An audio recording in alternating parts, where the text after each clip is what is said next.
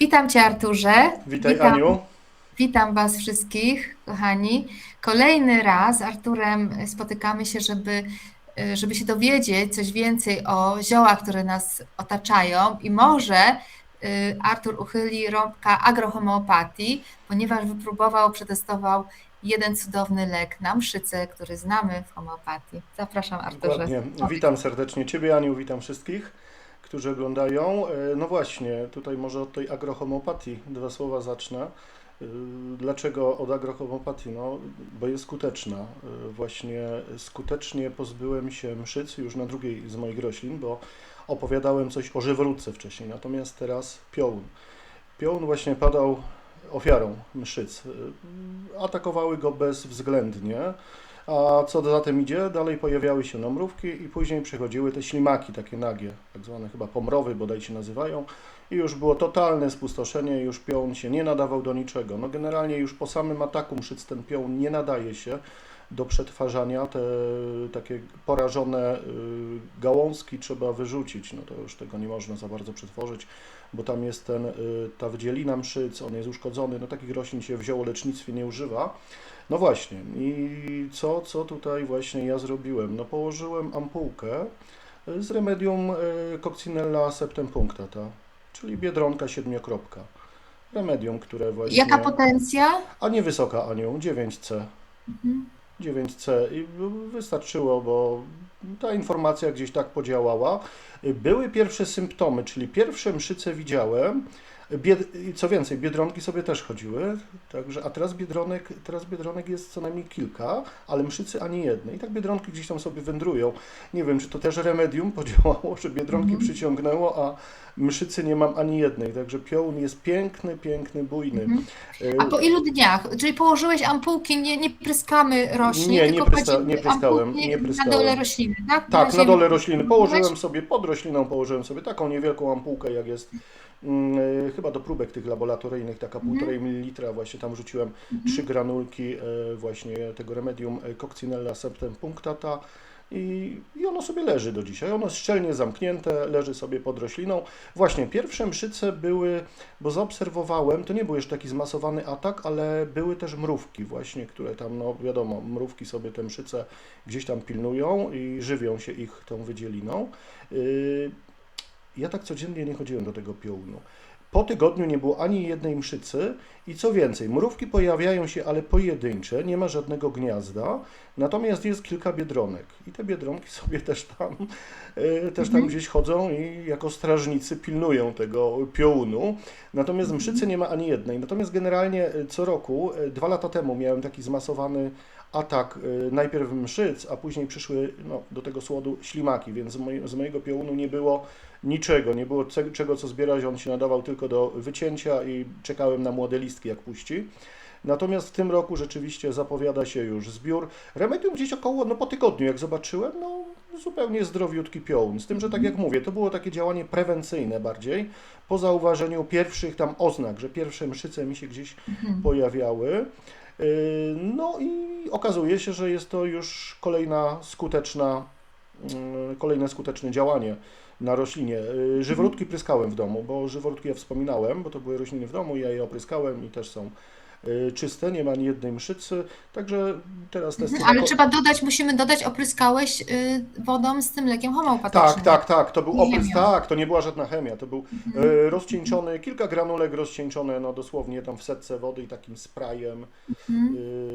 z atomizerem, taki normalny spray użyłem, Mhm. popryskałem, tam dwukrotnie popryskałem wtedy roślinę i z tym, że tam już miałem taki zmasowany atak. I rzeczywiście te mszyce się Mhm. wyniosły, nie mam ani jednej mszycy, żyworódki są zdrowe, natomiast piołun też się zapowiada właśnie, no ciekawy zbiór się zapowiada, już nawet majowy powiem, tak odchodząc nieco od agrohomeopatii. Mhm. No, dlaczego majowy? Dlatego, że piołun jest najbardziej soczysty i tak jak święta Hildegarda zalecała, możemy sobie wykonać takie wino piołunowe, czyli potrzebujemy tego soku z piołunu i to jest najlepszy właśnie zbiór teraz w maju. Ja wiem, że Mhm. piołun najlepsze właściwości, jeżeli chodzi o fitowłaściwości, ma nieco później, w fazie kwitnienia, więc jeżeli chcemy suszyć czy robić intrakt na przykład z piołunu, to lepiej poczekać na fazę kwitnienia, natomiast do wina teraz właśnie ten Mhm. soczysty piołun jest dobry. ponieważ po zebraniu my musimy go zmielić najpierw i później w jakiejś takiej wolnoobrotowej sokowyciskarce sobie odcisnąć sok. No chyba, że ktoś ma taką dobrą, jakąś markową sokowyciskarkę, to z takich niezmielonych listków też ten sok się uda wycisnąć. Natomiast ja używam takiej zwykłej sokowyciskarki, oczywiście wolnoobrotowej. Tam sobie ten sok wyciskam, czyli najpierw te listki mielę sobie w maszynce, później wyciskam i następnie łączę, oczywiście przepis wrzucę na wino piołnowe właśnie świętej Hildegardy. Jest to takie wino, które jak tam święta Hildegarda mówiła, zwiększa nasz ogień trawienny, tak? Ona się taką posługiwała terminologią, która, no nawiasem mówiąc, miała dużo wspólnego z medycyną chińską. Także Hildegarda, nie wiem, czy uczyła się tego, czy zupełnie gdzieś informacja przyszła z pola, ale w każdym razie to się wszystko potwierdza. To, co Ty Hildegarda. robiłeś na czym to wino? Jakiego Ja robiłem na takim winie swojej roboty aroniowym. aroniowym? To Tak, ja no. dostałam jedno takie od ciebie, prawda? Tak, I muszę powiedzieć, że mimo, że piołun jest okropnie gorzki, to wino jest dosyć smaczne. Jest taki ma lekki posmak tylko Taki tego lekki piołunu. posmak ma, dokładnie. Także nie, jest naprawdę Tak, smaczny. tam jeszcze Można, mogę- no wiadomo, w malutkich Tak, ilościach. to jest kieliszeczek ale właśnie dziennie, bo taką to opinię. działa dosyć silnie, pobudzając właśnie trawienie. Żółciopędnie też działa, oczyszczająco na wątrobę. No wiadomo, że piołun działa też korzystnie, znaczy niekorzystnie na pasożyty, a korzystnie dla naszego organizmu. Korzystnie tworzy to środowisko nieprzyjazne dla pasożytów, także takie wino rzeczywiście jesteśmy w stanie sobie wykonać. No, najlepiej, no jeżeli ktoś nie robi własnego wina, ja na własne potrzeby robię takie wina owocowe. Głównie z aronii, w tamtym roku robiłem też z mirabelek, więc takie wino się nadaje, natomiast aroniowe ma to do siebie, że ono jest bogate w antyoksydanty, w te takie wszystkie związki właśnie, które też mają pozytywny wpływ, witaminizują organizm, oczyszczają go. No, aronia działa tutaj doskonale, też wymiata wolne rodniki, wymiata metale ciężkie. Także tutaj to połączenie, przynajmniej dla mnie uważam, jest takie, bardzo fajna synergia tutaj zachodzi właśnie między winem aroniowym i piołunem. Dodatkowo dodajemy jeszcze miód, tylko że no, dobrego pochodzenia, najlepiej od sprawdzonego pszczelarza. Miód wielokwiatowy jak najbardziej może być. Jakie proporcje? No tego soku około 50 ml, czyli troszkę tych listków trzeba sobie tam przepuścić przez maszynkę. Jak mamy 50 ml, to dajemy tak na 1,5 litra wina. Ja tak przynajmniej daję 1,5 litra wina i do tego 200 gram miodu. I to wszystko łączymy na gorąco, butelkujemy i takie winko może sobie stać no, nawet latami. To przepis dasz. Tak, ja wkleję w linku, oczywiście, Aniu, wkleję w linku, także rzeczywiście jak ktoś ma piołun, z piołunem jest tego typu problem, przynajmniej w moich stronach, że on nie występuje na stanowiskach naturalnych. Ja ten piołun sobie kupiłem sadzonki po prostu i z Czy sadzonek. gdzieś tam występuje na stanowiskach naturalnych, ale rzadko go można w Polsce znaleźć, prawda? Rzadko, dokładnie. Są gdzieś osoby, które mi wspominają, że mają piołun na stanowiskach naturalnych. No, mi się nie udało. Ja próbowałem piołun przywrócić na stanowiska naturalne, ale niestety nie przeżył. No, atak jednak tych ślimaków gdzieś tam spowodował. On ładnie już wyglądał, ale niestety w tym roku nie wyszedł w ogóle. Natomiast mówię, mam takie dwa krzaczki właśnie piołunu i to jest na właśnie takie moje potrzeby. No, aż zadość mam tego, mam obfitość piołunu, także nawet jeszcze trochę pewnie będę musiał wysuszyć, no ale jako dodatek do mieszanek takich na trawienie fajnie się sprawdzi. Moje znajome zielarki opowiadały mi, że mają takie miejsca, gdzie całe połacie, gdzieś na przykład jakieś za lasem, czy gdzieś tam w środku lasu, nagle jakaś łąka, i tam całe pole O, piołunu. to coś pięknego. Takie stanowiska U mnie tak z glisnikiem jest. Kiedyś nie miałem w ogóle glisnika, wsadziłem sobie 2 sadzonki, a teraz sam się mnoży. Mrówki roznoszą ziarenka i mam go mnóstwo. Dlatego warto zadbać, jak ktoś ma ogródek, o to, żeby no, te zioła takie podstawowe, nawet już nie mówię piołun czy glisnik, ale nawet te podstawowe, takie kuchenne, które tam tymianek, rozmaryn, Tylko nie szałwię. podagrycznik. No nie, podagrycznik, nie. Zbyt ekspansywny jest, zresztą jest go mnóstwo, myślę, że w całym kraju, na stanowiskach naturalnych i śmiało można sobie nazbierać.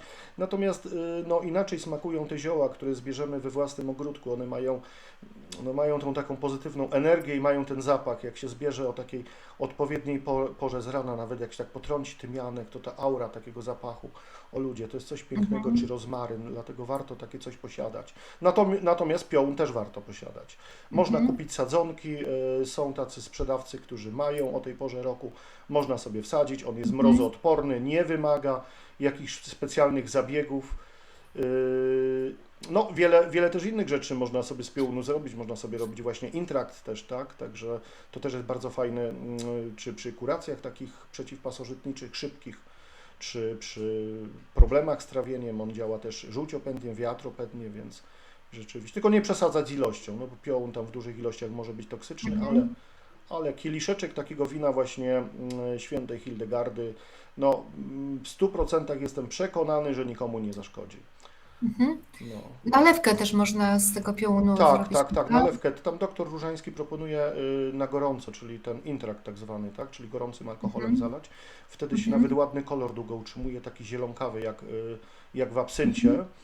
Z tym, że on później znika z czasem, niestety tam ten preparat cały czas pracuje, to by trzeba było na perkolatorze zrobić po prostu tak profesjonalnie, to wtedy i chyba przedestylować, to wtedy ten kolor taki zielony będzie zachowany i to tak uzyskamy coś takiego a la absynt.